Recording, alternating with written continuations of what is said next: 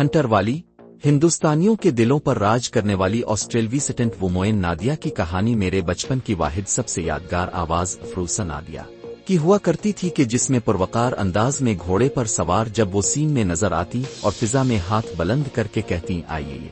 ये अल्फाज हैं इंडियन ड्रामा निगार और हिदायतकार ग्रीश ग्रेनिड के हैं जो उन्होंने 1980 में कहे थे। उनका मजीद कहना है कि 40 की दहाई के वस्त के स्कूल के बच्चों के लिए फेयरलेस नादिया का मतलब हिम्मत, ताकत और आइडियलिज्म हुआ करता था। अदाकारा और स्टंट वुमेन मेरी एन एवंस, जो अपने स्टेज के नाम फेयरलेस नादिया के नाम से मशहूर थी, ने 1935 में जब हिंदी फिल्म हंटर वाली दी वुमेन विद दी वे में जलोगिर हुई तो इस वक्त की हिंदुस्तानी फिल्म इंडस्ट्री में तूफान बरपा हो गया। ऑस्ट्रेलवी नजात सुनहरे बालों, नीली आंखों वाली खातून जो सर पर टोपी पहने, चमड़े की शॉर्ट्स और घुटनों तक लंबे जूते, हाथ में चाबुक लिए निहायत दिलफरेब अंदाज के नमूदार होते ही शायकीन के दिल मोह लेती। बॉलीवुड से पहले बम्बे की मुसन्निफा रोजी थॉमस के मुताबिक एवंस 1908 में ऑस्ट्रेलिया के शहर पर्थ में एक यूनानी वालिदा और बरतानवी वालिद के यहाँ पैदा हुई। वो 1911 में अपने वालिद की आर्मी यूनिट के साथ हिंदुस्तान पहुंची, लेकिन उनकी मौत के बाद बम्बे, अब मुंबई में अपने खानदान के साथ आबाद हो गईं। थॉमस के मुताबिक एवंस, जो रक्स और घड़ सवारी सीख कर बड़े हुई थीं, ने एक रूसी बेले ग्रुप के साथ हिंदुस्तान का दौरा किया और मुख्तसर तौर पर एक सर्कस के लिए परफॉर्म किया। नौजवान अदाकारा एक गुलकारा और डांसर के तौर पर मशहूर हुई, जिन्होंने मुल्क भर में हर किस्म के मकामात पर परफॉर्म किया। वो 1930 की दहाई के अवाइल में थिएटर और सर्कस में काम कर रही थी, जब उन्हें बॉलीवुड के Mumtaz film director JBH Wadia ने खोज निकाला कि वो कोई बड़ी अदाकारा बनने की सलाहियत रखती है। वाडिया ने इब्तिदाई तौर पर उन्हें अपने स्टूडियो वाडिया मूवी टोन की तरफ से तैयार करदा फिल्मों में छोटे किरदारों में कास्ट किया, जिसे वो अपने भाई होमी के साथ चिल्लाते थे। JBH वाडिया के पोते राय वाडिया का कहना है कि एवंस स्टंट करने में बहुत कमाल रखती थी और कुछ भी करके दिखाने की सलाहियत रखती थी। चुनांचे वाडिया बरादरान ने उन्हें फिल्म हंटर वाली में उनके पहले मरकजी किरदार में कास्ट किया, जिसमें उन्होंने एक बदला लेने वाली शहजादी का किरदार अदा किया जो एक निकाब पोश चौकीदार बन जाती है और उसके बाद वो एक बदउनवान अदालती एहलकार से अपने वालिद की मौत का बदला लेना चाहती है। ताहम जब वो अपनी फिल्म में अहम किरदार अदा करने वाली एक नई और अलिफाबेरुत हुई अदाकारा के साथ काम करने के लिए इंतहाई पुरजोश थे, तो ऐसे में दूसरी जानिब उनके हरीफ उन्हें कबूल करने के लिए बिल्कुल तैयार नहीं थे।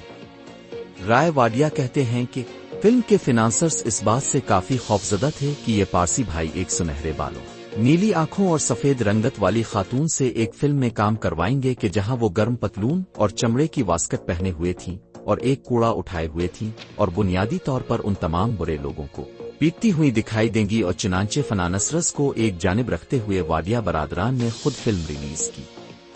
थॉमस के मुताबिक 1935 की फिल्म एक जबरदस्त हिट थी जो थिएटरों में हफ्तों तक हाउसफुल चलती रही और एवंस 1930 और 1940 की दहाई की टॉप बॉक्स ऑफिस खातून स्टार बन गई।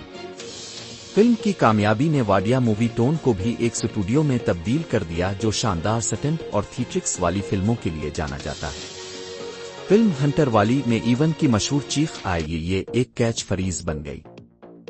राय वाडिया कहते हैं कि उन्होंने जो किरदार अदा किए और जो स्क्रीन प्ले मेरे दादा ने उनके लिए बनाए, वो आज़ादी के बारे में, जिदोजहद आज़ादी के बारे में, खानदगी के बारे में, इंसिदाद बदउनवानी के बारे में थे। वो तमाम मौज़ूआत जो खास तौर पर इस वक्त बहुत ज्यादा समाजी तब्दीली और इंतशार के वक्त मुताल्लिका थे।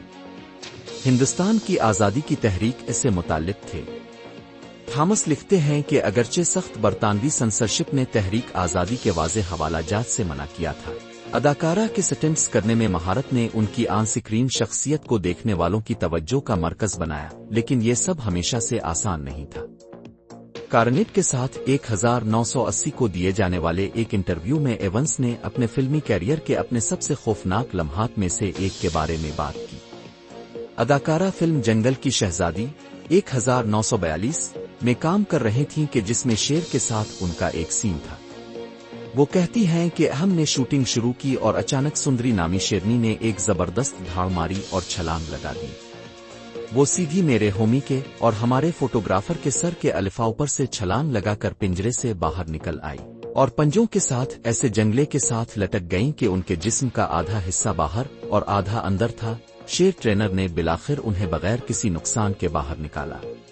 राय वाडिया कहते हैं कि अपनी फिल्मों में एवंस अक्सर मगरबी लिबास से हिंदुस्तानी लिबास में बआसानी अपने आप को ढाल लेती थी। एवंस बिलाखिर मोहब्बत में गिरफ्तार हो गईं और होमी वाडिया की पार्टनर बन गईं, ऐसा रिश्ता जो वाडिया खानदान में बहुत से लोगों को मंजूर नहीं था। इस जूड़े को अपने भाई JBH वाडिया की भरपूर हिमायत हासिल थी, लेकिन उन्होंने वाडिया की वालिदा के इंतकाल के बाद ही शादी की। राय वाडिया एवंस को एक आम सी खातून के तौर पर याद करते हैं, जिनमें मज़ा का एहसास ऐसे होता है कि इंतहाई पुरकशिश शख्सियत की मालिक थीं और हंसन मजाक करने वाली इंतहाई शरारती भी।